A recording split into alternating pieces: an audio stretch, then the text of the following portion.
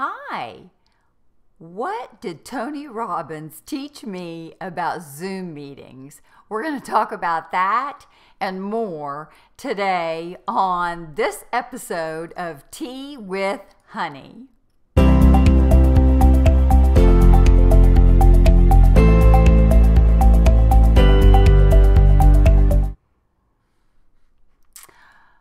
Welcome back to Tea with Honey, where we sweeten your work and your life with a little bit of energy. And I am Lisa Lish, and I'm so glad that you are here with me today. This is a special edition. Normally, I'm live every Tuesday at 2 p.m. on Facebook and YouTube, and I love it when you join me here. Subscribe now. Hit the subscribe button so that you always know when we are on the air.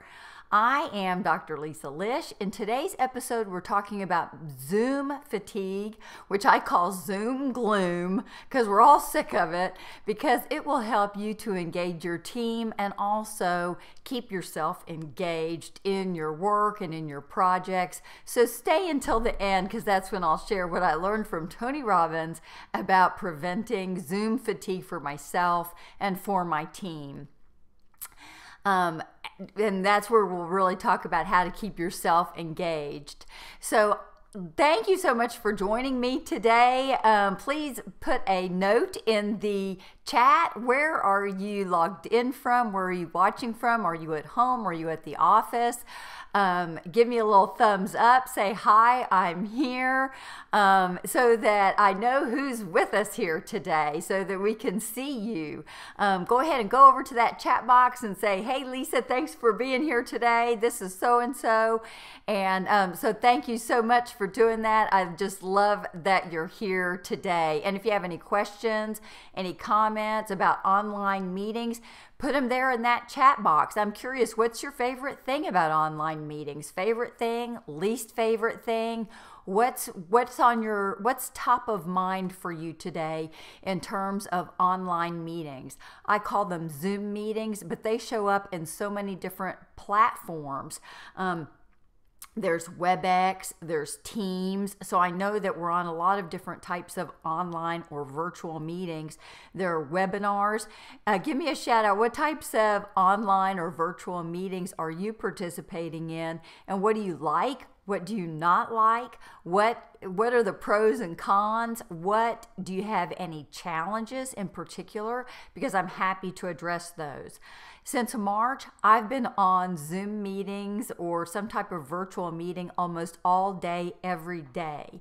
Even church and Sunday school now are Zoom. So I am very familiar with the online meeting platform. What's at stake for you if you don't take action on Zoom Gloom or Zoom fatigue? What's happening? If you're just tuning in, we are talking about Zoom Gloom and Zoom fatigue. And what's at risk if your team is not engaged or is exhausted and not really paying attention to the meetings, or if you're not engaged and you're not really getting everything out of the meetings, what is at risk in that situation for you?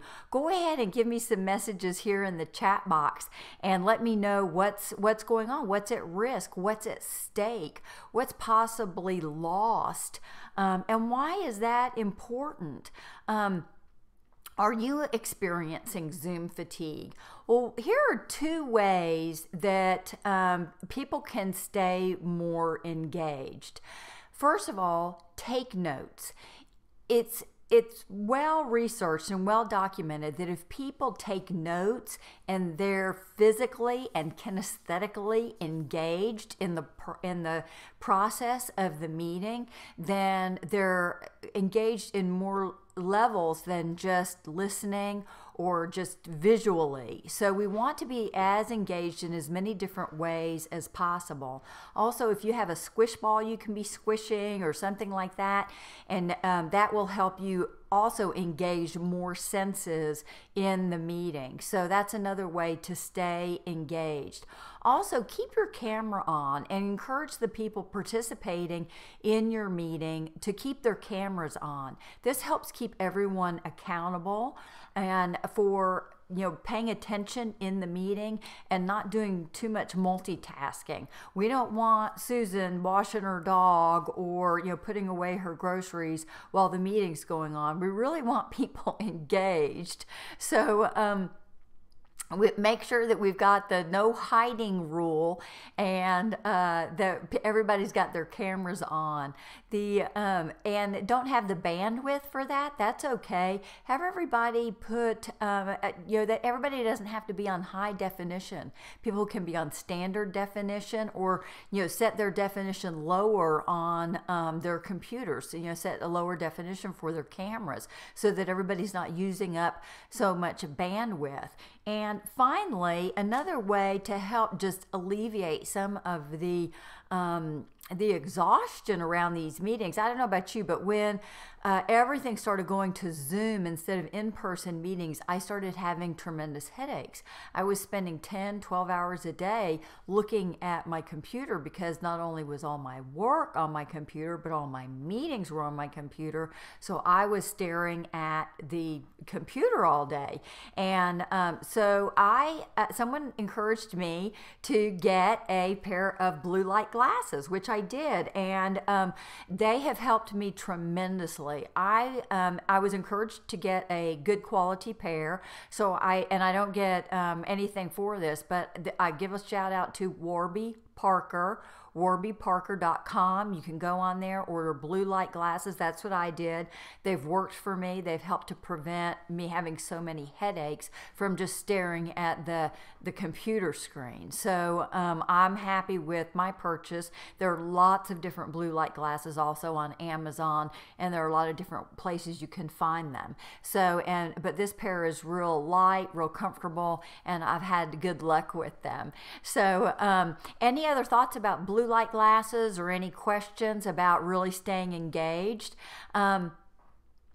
Another way to just make the meetings more successful, to keep your meetings, keep people engaged in your meetings, is to make sure that as a facilitator of online meetings, that you keep things lively. And I'm going to talk about that in a minute. But first of all, again, we've got some people online. Any thoughts, any questions, go ahead and put those in the chat box. I'd love to hear your comments or your questions. And so put those there. And but how can you make your meetings that you're leading more engaging? Well, first of all, ask questions, ask for responses, let people turn on their mics and respond, get conversations going. People don't like the, one-way communication. We want these conversations to be interactive. So get people using their chat boxes, or, if it's really a Zoom as opposed to a Facebook Live or a YouTube Live, let people turn on their microphones and talk with you. Use polls. Let people vote on decisions or give you feedback through a poll format. That's a lot of fun. Have everyone report in. Go through your list of participants and ask everybody for a thumbs up or a thumbs down or for feedback on an idea. And do something fun. Have everybody report in.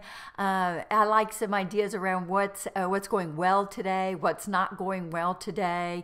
I've seen this done as what's hot today, what's cold today.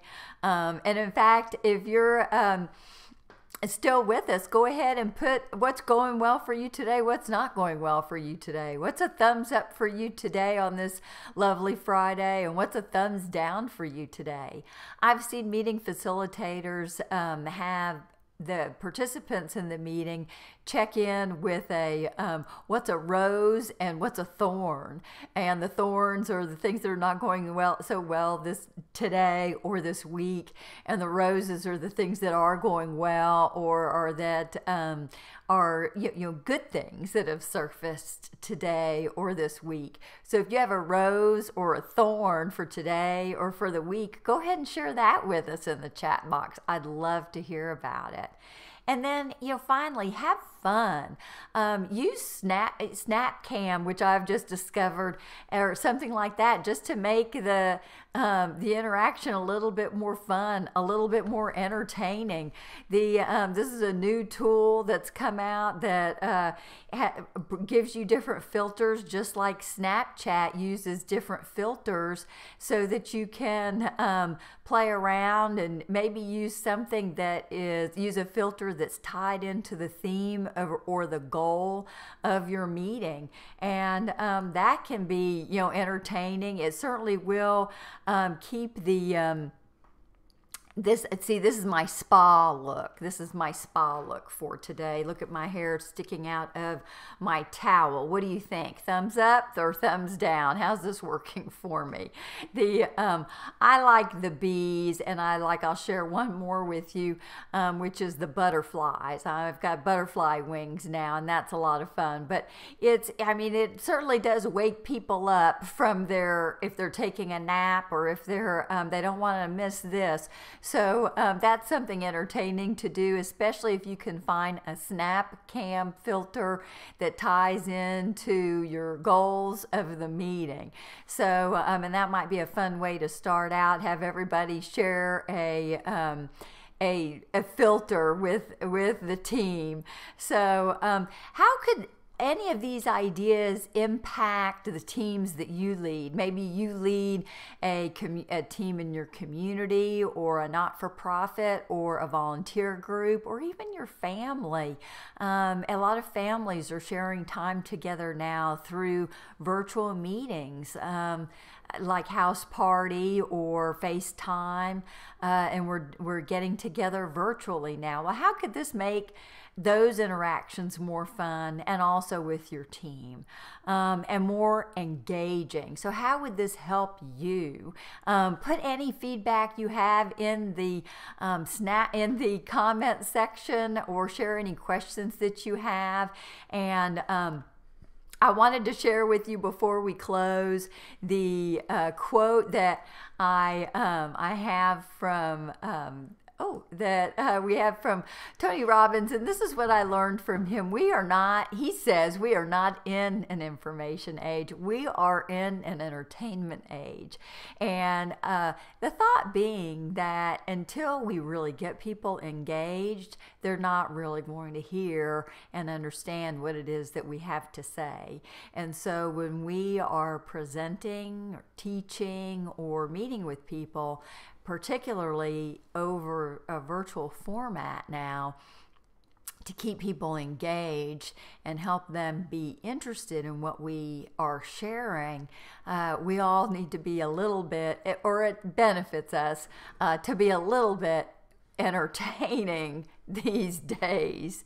And with that, I hope that you will like and subscribe and share this video if it has been helpful to you today, and if you've gotten something out of it. I appreciate you so much, and I'm grateful for you watching my videos. Thank you so much. Again, please subscribe, like, and share.